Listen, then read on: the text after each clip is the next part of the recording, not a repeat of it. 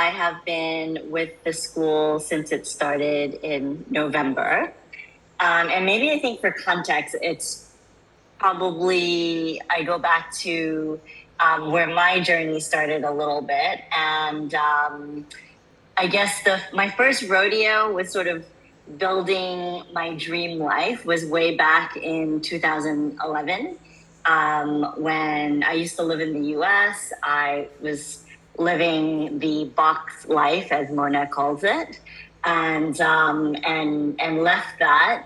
I moved to Laos, and I built like a dream life basically for the course of like almost 10 years. So I opened a yoga school there. I started running like yoga retreats, maybe like 10 to 12 retreats a year, which is actually where I met Mona in 2015, maybe, when she came on one of my yoga retreats. And I had another, like I moved to also part of the time in Myanmar where I opened another yoga studio. And so I include this information because I think it's really important, like at that point I was like, yeah, I've got this. I've built my dream life, I'm doing it, right? I'm successful. And then COVID hit, the pandemic hit. And literally, like it was literally overnight. I left Laos, went on a holiday, and got locked out. And so, like, basically overnight, everything that I had built over the course of, 8+ years just got pulled from under me. And total descent into chaos, right? And that's where I actually realized that while I thought I was building this sort of dream life, and like I've got it, right? Like I sort of, connected to this dream or whatever it was. What I realized was that was still external resourcing. I still hadn't found my inner light, right? Because when all the external things are gone, right, we should still be in the light. And if we're not, the inner, I guess what it taught me was that I didn't have the inner resourcing. I still sort of was somewhere in a little bit of like confusion, still going for the external validation in a way. And then when the borders opened, I went to Koh Phangan and ran into Mona, and I'm like, wow. Did a shadow work workshop with her, and then kept in touch, and the School of Light really came at a very good time for me. So what I find is that since I've been part of the school, initially, a lot of the work that we've been doing in the school was sort of like, I was the recipient of it as a client, right? So I also did some inner child healing with Mona.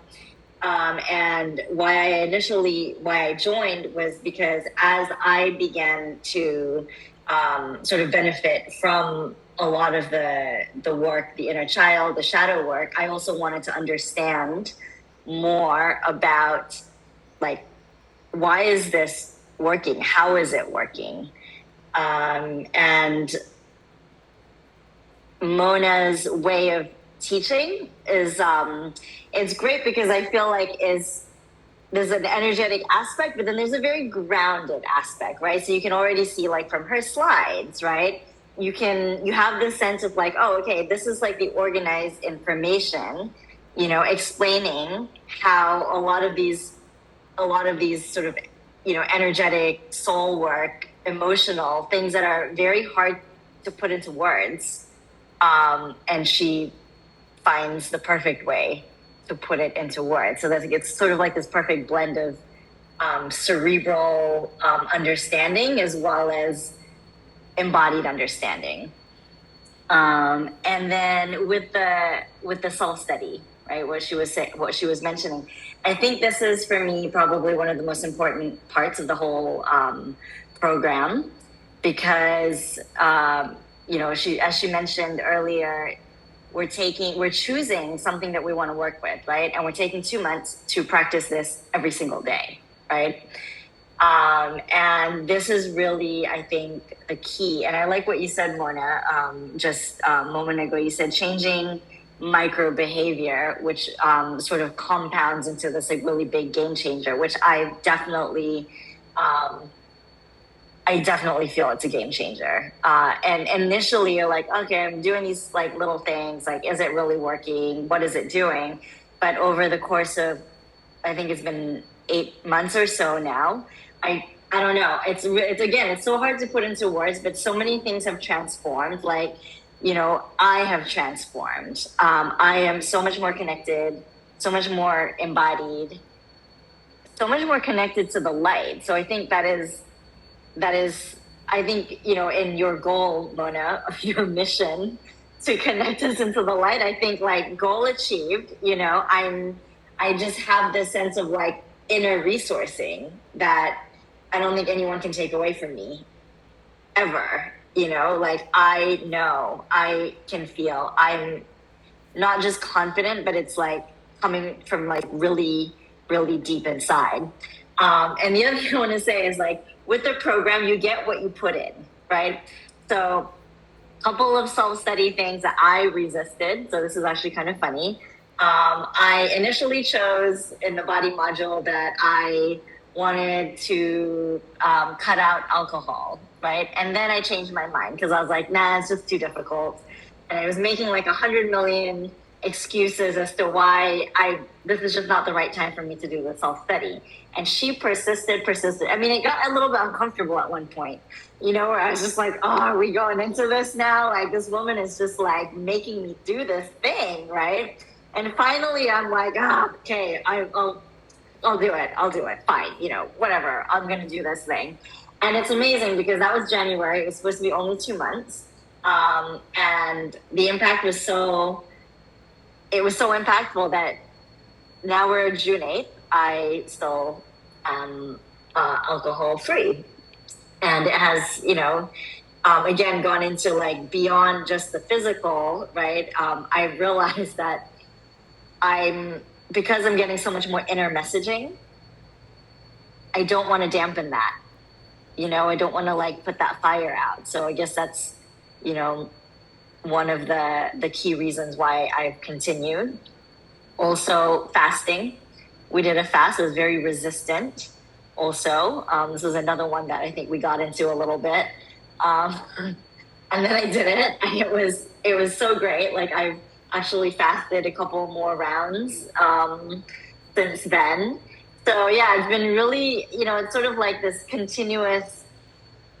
It's not just receiving the practices. It's not just learning about the practices and learning how to be a facilitator in the practices, but I think there's this sort of discernment, right, of tuning into being able to identify what is coming from us and what we are resisting, because sometimes we think like, oh yeah, this is, I know what I feel and this isn't right for me, but is that true or is that resistance? And there's like a really fine line with that.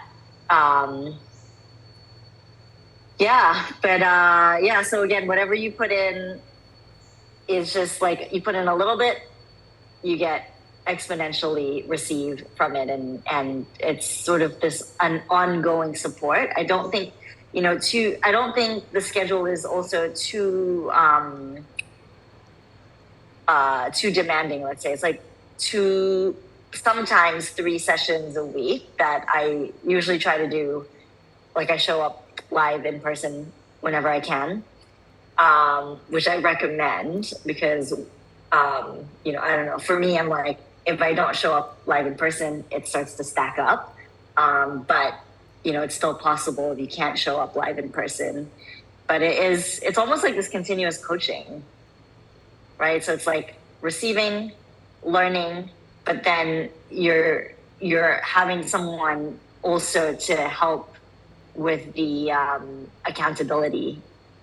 So I think this is really, I think this is really the game changer for sure. Is I have found that I've become more of where I've always wanted to be as a yoga teacher and facilitator, in terms of like being much more authentic in being the practice that I teach. So, yeah. So I guess that's what I would like to say.